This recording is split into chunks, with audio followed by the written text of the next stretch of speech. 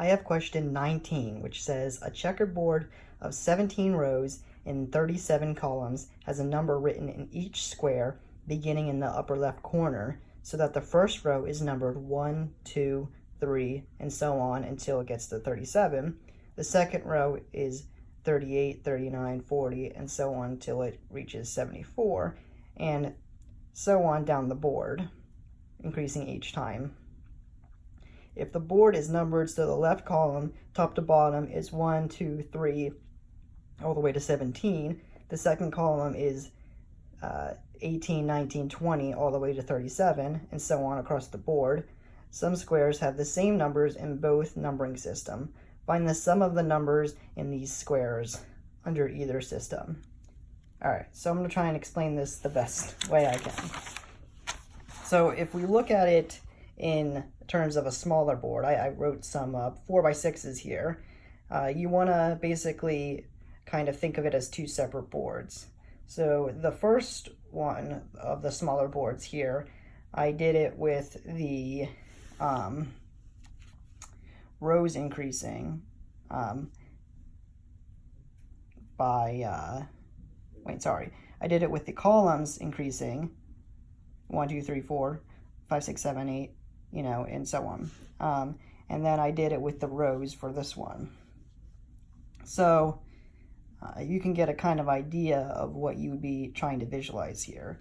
You could try to do a big checkerboard, but it wouldn't work out very well, and you'd have to fill in so many numbers if you were trying to fill in the actual board to give yourself an idea of what the numbers would be in each overlapping thing. Plus, you basically need two boards to understand the overlap.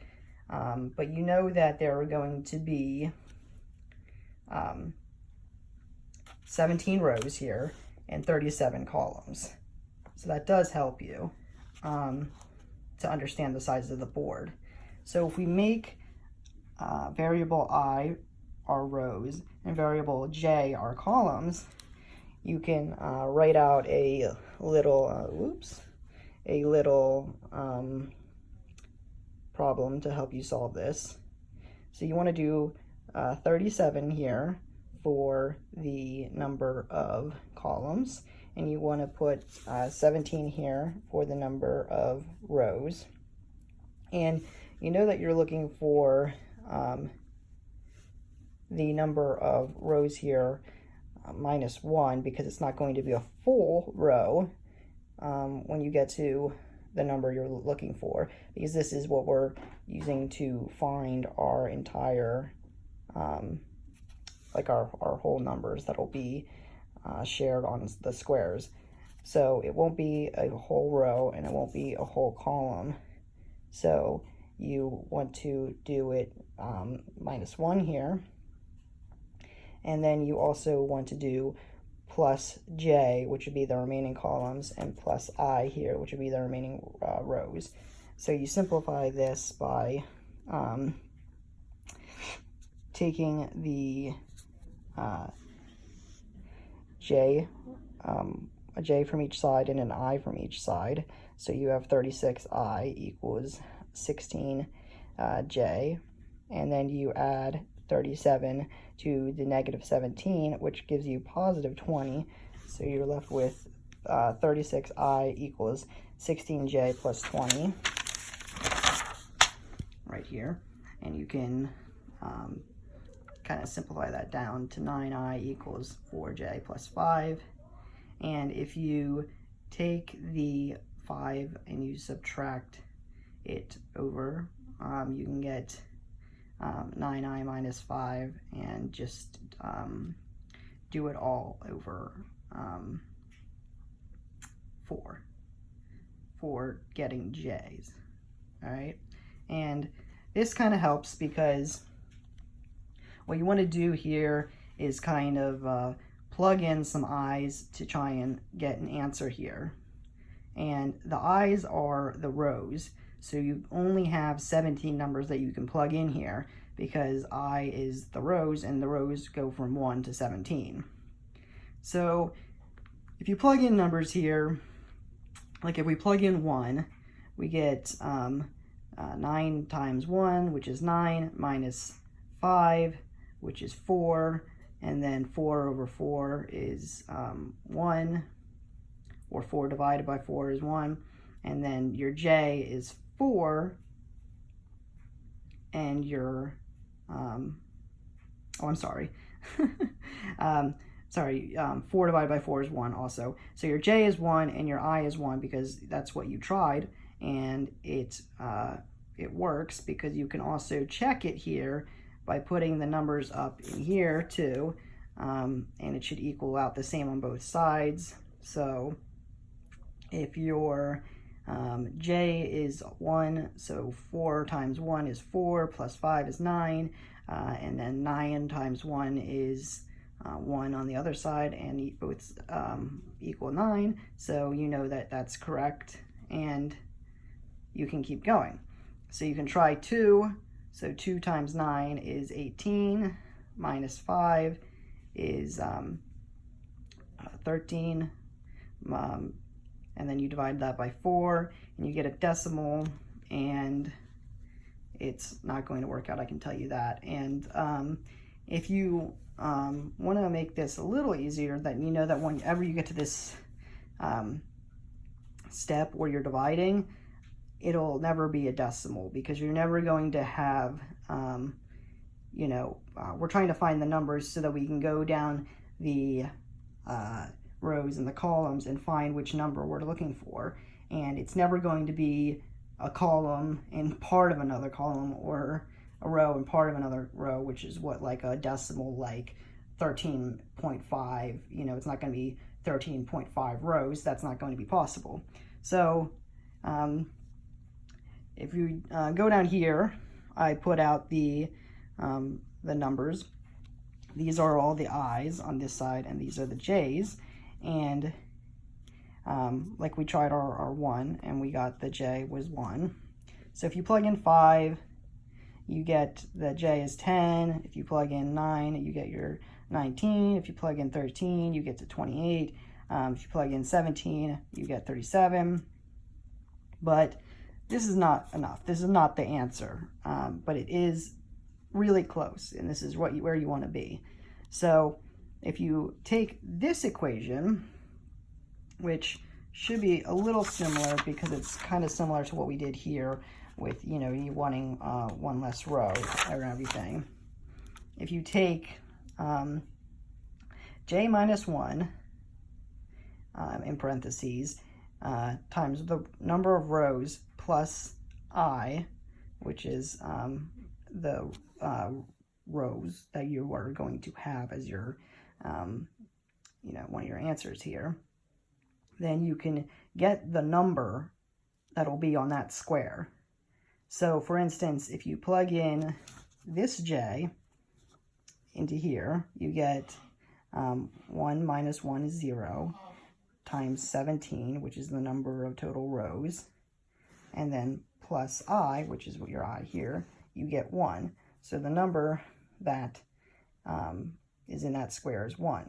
And then the 1 is in both the,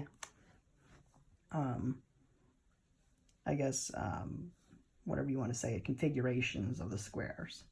And then if you take 10 here, which is the j, and you plug it in here, 10 minus 1 is 9, times the number of rows, which is 17, you get, oh boy, 8. Okay, so you get 153 plus the I, which is 5, and then you can get 158. So I'm not going to go through all of these because I'm very bad at the mental math here. But you get the point. So you're just trying to, once you get the pairs here, basically, I guess you could say, you plug them in to see which number is in that square. And remember that this is the I and this is the j. So it's, rows on this side and columns on this side. So you're basically going, figuring out what would be if you had the whole board filled in for both the boards, and you went, you know, over and down, right? So that is your numbers that you're going to get, but this is also not your answer either.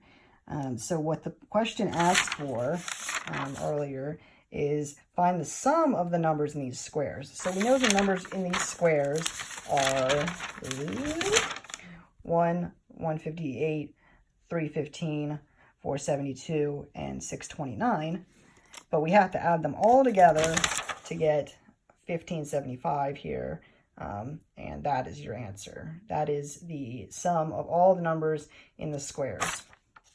So to explain this a little more, since I feel like this is a little confusing, what can I do to help explain this?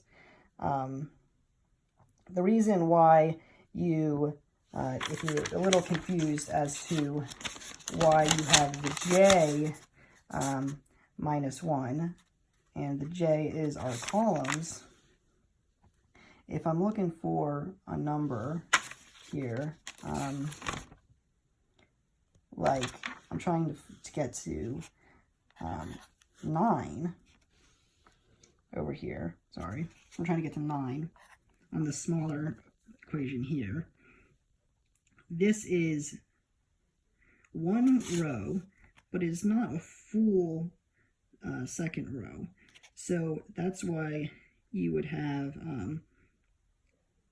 you know, I minus 1, and then you would have the columns added on to get to that number, and it would be 3 columns over. Because this can also work with I minus 1 and the number of columns, and then you would just do plus J. Either one of these works, either one. You can do either of these formulas and you can get the answer, because what you're looking for here is, like I said, it would be I minus 1, it would be, you know, it would be on the second row, but then minus 1 because you're only filling one row, and then you would do, you would end up having a plus 3 for 9, which would be 3 rows in. So I hope that explains it. I know that's really confusing.